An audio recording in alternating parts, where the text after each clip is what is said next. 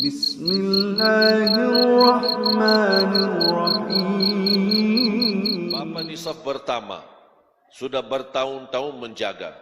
Dia cinta saf pertama. Jangankan saf pertama saja dia cinta. Dia tidak pernah terlewat takbiratul ihram sama imam. Sebagaimana di hadis yang diriwayatkan Imam Tirmizi, "Man shalla 40 yawman la tafutu takbiratul ihram kutibat lahu bara'atan." Barang siapa yang salat 40 hari tidak terlepas takbiratul ihram, tidak tertinggal. Imam Allahu Akbar, dia sudah standby Allahu Akbar. Selama berapa hari? 40 hari. Berarti 200 kali salat. Apa yang dia dapat? Dapat kebebasan dari neraka dan dari kemunafikan. Dan hal ini orang munafik tidak bisa. Makanya saya suruh mendorong jamaah kalau mau tahu dirinya mukmin atau munafik, kira-kira gimana posisinya salat. Khususnya takbiratul ihram. Suka dijaga atau tidak apa-apa sering masbuk? Nah, beda. Yang sering masbuk beda sama orang yang datang lebih awal. Tak mungkin sama di sisi Allah. Wallahi beda. Allah Maha Adil. Semua masuk surga insya-Allah kita bersama-sama itu karena karunia dan rahmat dari Allah. Tapi di dalam surga, tingkatan dalam surga itu masing-masing tergantung amal. Masuk surga tingkatannya ada yang di bawah, ada yang di tengah, ada yang di atas, paling atas bersama Nabi, bersama para sahabat, bersama waliullah, orang salih. Tidak mungkin sama, itu tergantung amalannya. Sejauh mana yang tahajud, sunnah qabliyah ba'diyah, salat duha, puasa Senin Kamis, menjaga bacaan Al-Quran, tak mungkin sama orang yang malas. Walaupun sama-sama masuk surga, kalau Allah berikan karunia dua-duanya masuk surga, tapi ada yang masuk surga tapi mampir dulu. Mau enggak mampir dulu? Hah? Mampir kemana? Ya neraka. La haula wala quwwata illa billah. Jadi bapa itu menjaga saf pertama, tidak pernah melepas. Bertahun-tahun terdengar sampai ke kuping dia. Subhanallah, bapa itu luar biasa. Kami kenal sudah lama. Dia masih bertahan, kuat. Saf pertama selalu, tidak pernah telat. Kalau dia tidak ada di saf pertama, pasti dia lagi sakit atau keluar kota. Dia mendengar di kupingnya, merasa tidak enak. Perasaannya tidak enak. Mulai dipuji sama orang. Lingkungan, jamaahnya masjid. Besok-besok, pas waktu salat, dicari sama jemaah.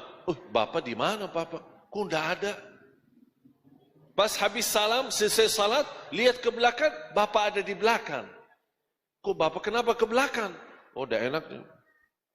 Perasaannya tidak enak, selama ini saya jaga lillahi ta'ala, malah orang-orang puji saya. Akhirnya saya mundur ke belakang, itu riya. Itu riya. Karena dia menamalkan awalnya karena siapa? Dia saf pertama lillahi ta'ala, dia tidak harap dipuji. Walaupun dipuji, dia tidak peduli. Walaupun dipuji, dia tidak, tetap komitmen, tetap istiqamah, menamalkan, hanya menjaga hati dan menjaga perasaannya supaya tetap lillahi ta'ala. Makanya ulama berkata, jaga ikhlas di awal amal, di pertengahan amal dan di akhir amal. Mungkin dimulai di awali dengan baik, di pertengahan, namanya manusia, ada ujian, ada bangga diri, ada hal-hal yang bisa merusak ikhlas kita. Hati-hati kita jaga. Nanti saya kasih doanya, bagaimana supaya Allah lindungi kita dari sifat riya dan terjaga ikhlas kita lillahi ta'ala. Jadi ketika bapa mundur di saf belakang karena dipuji, dia meninggalkan kebaikan. Kan saf pertama sesuatu kebaikan. Dia mundur ke belakang, mundur dan dia tinggalkan kebaikan tersebut, itu namanya riya. Terus kalau ada orang saya mau di saf pertama, tapi Allah tahu niatnya dia melakukan ini supaya mau jadi ketua masjid. Alah, anak mau. Lihat ini, saya fantas jadi ini imam. Saya fantas yang jadi di depan. Karena saya alhamdulillah bertahun-tahun saya selalu di saf pertama. Nah, Allah tahu niatnya. Kita kan dah tahu. Kita tidak boleh hukum orang niatnya. Tapi saya hanya menjelaskan hukum. Karena dia dari awal niatnya beda, berarti dia melakukan karena manusia ingin dapat dudukan, ingin dapat dipuji. Berarti selama dia mengamalkan bukan riak lagi, tapi dia berbuatan syirik.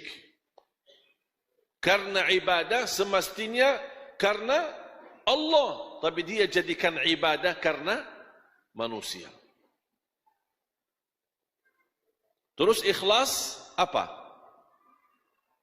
Selamat dari dua-duanya.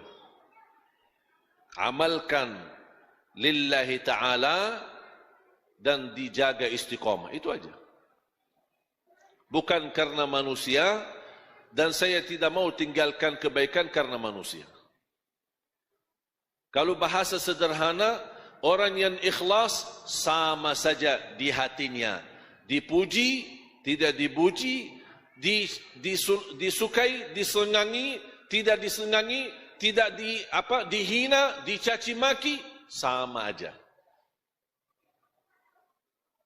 Kalau dia dipuji,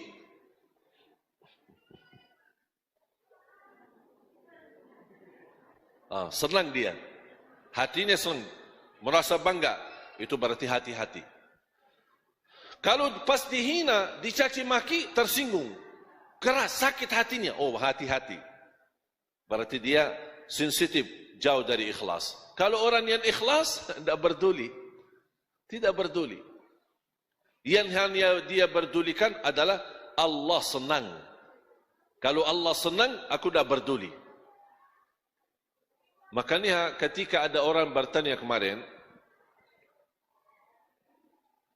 aku suka berbuat kebaikan. Tapi kenapa teman-teman saya menilai perbuatan saya salah? Saya menjawab, kenapa kamu pusing? Sekarang kamu berkata, saya lakukan kebaikan lillahi ta'ala. Dinilai sama orang lain, nilai yang buruk. Atau buruk sangka. Urusan kamu apa? Kenapa kamu pusing fikirin dia? Kalau dia berburuk sangka, tidak usah peduli. Yang penting kamu tahu diri, saya menamalkan ini karena Allah. Orang lingkungan saya senang, lingkungan saya tidak senang, lingkungan itu mendekat, lingkungan itu menjauh, saya tidak peduli.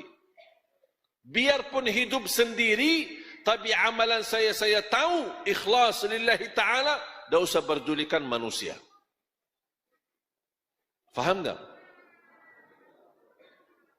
Jamaah sekalian, hubungan kita sama manusia hanya saling mengisi, saling membagi kebaikan.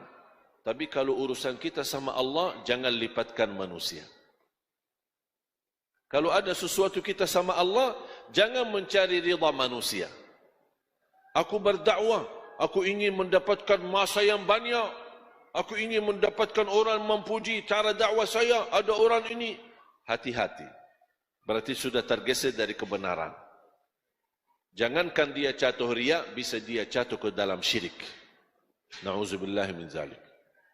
Ada satu doa di hadis yang sahih yang dibacakan oleh Nabi Muhammad sallallahu alaihi wasallam. Dan menurut saya itu doa memohon perlindungan dari riya. Memohon perlindungan dari riya. Allahumma inni a'udzu bika an usyrika bika syai'an wa ana a'lam wa astaghfiruka lima la a'lam. Allahumma, coba sama-sama. Allahumma inni a'udzu bika an usyrika bika syai'an wa ana a'lam wa astaghfiruka lima la a'lam. Ya Allah, aku berlindung kepadamu dari segala perbuatan syirik yang saya tahu, dan aku istighfar dan memohon ampun dari perbuatan yang saya tidak tahu. Yang dimaksud apa? Berlindung kepada Allah dari perbuatan yang bisa menjatuhkan saya dengan sengaja kepada syirik, atau bisa menjatuhkan saya tidak sengaja dengan syirik. Aku berlindung kepada Allah dari perbuatan syirik yang sengaja atau tidak sengaja. Apalagi hal-hal yang tidak sengaja.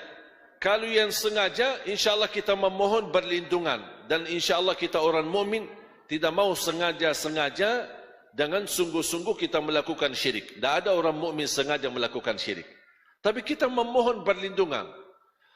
Tapi yang sering terjadi adalah sering kita jatuh dalam syirik, jatuh dalam riya, tapi kita tidak tahu, tidak sadar itu riya. Kita tidak sadar itu syirik. Makanya kita memohon istighfar. Wa astaghfiruka lima la a'lam. Memohon perlindungan Allah Subhanahu Wa Taala dari perbuatan yang salah, atau salah niat, atau salah berbuat. Allahumma inni a'udzu bika an usyrika bika syai'an wa ana a'lam wa astaghfiruka lima la a'lam. Bisa sebenarnya cari di Google doa berlindungan dari syirik. InsyaAllah keluar hadisnya, riwayatnya, mudah-mudahan bermanfaat. Doa ya muqallibal qulub, thabbit qalbi ala dinik. Yang membola-balik hati, tetapkan hatiku atas agamamu. Ini doa termasuk sangat bagus. Rasulullah SAW sering membaca dan dijaga di dalam salatnya, di dalam sujud. Dan doa dalam sujud kapan saja boleh. Sujud pertama, sujud kedua, sujud rakaat pertama, sujud rakaat kedua, sampai sujud terakhir, semuanya boleh. Selama bersujud, bebas berdoa. Tapi kenapa kebanyakan dia doa di sujud terakhir? Mungkin dia khawatir kalau sering doa di setiap sujud, nanti dia salah hitung rakaatnya. Ada orang, pas dia bangun dari sujud karena panjang sujudnya, dia berdiri, aku di rakaat berapa ya? Lupa. Makanya ada usulan dari ulama, jadikan doanya di sujud terakhir supaya tahu habis itu mau sudah langsung tahiyat dan salam. Tapi boleh enggak saya setiap sujud doa? Boleh. Rasulullah SAW bersabda, aqrab ma yakunul abdu ila rabbi wa huwa sajid. Sebagaimana hadis yang sahih, dekat posisi seorang hamba di sisi Allah, dekat sama Allah ketika dia dalam keadaan sujud. Fa akthiru minad du'a, berbanyalah doa. Dan saya dorong jamaah untuk berbanyak doa dalam bahasa Arab. Tapi boleh enggak dalam bahasa Indonesia? Boleh.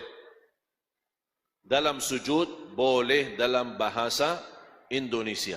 Kalau kita tidak mampu menghafal doa yang berbahasa Arab. Karena inti daripada doa adalah menggunakan bahasa yang kita fahami. Kalau saya mengerti, misal ya muqallibal qulub, thabbit qalbi ala dinik. Ini kan sudah banyak orang tahu.